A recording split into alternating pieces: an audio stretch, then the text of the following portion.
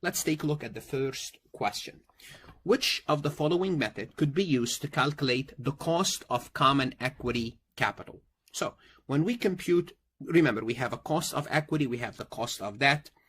So which model can we use to find out what is our cost? How much is raising capital is costing us as a company? Because that's very important, because the cost of raising money is an important factor in making a decision, because when you undertake a project, you want to earn more than your cost. The cost of capital, which is the common equity, is part of the cost of capital.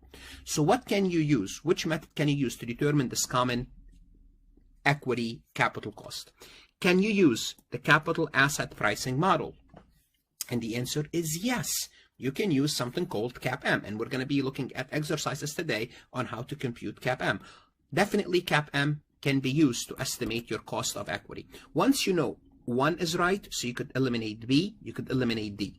Now, all what you have to find out now, if discounted cash flow model is also an acceptable model for determining the cost of equity. And let me tell you, yes, discounting cash flow of what? Think about it. What do equity does? Equity pays dividend. So equity pays you dividend.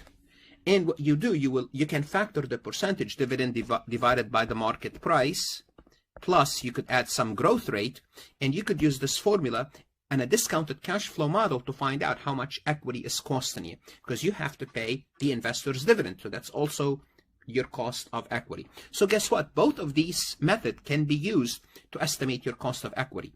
Now, why is this important? This is important for something called the WACC, the weighted average cost of capital. You have to find out, which maybe we'll work another session.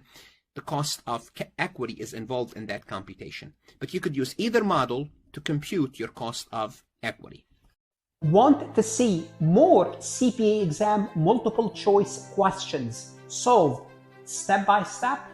At farhatlectures.com, you will get hundreds of video solved MCQs step by step, including previously released AI CPA questions, previously released AI CPA simulation, in-depth lectures and resources to prepare for the CPA exam, AI tools that's going to help you study smarter, not harder, CPA exam podcast lessons where you can learn on the go.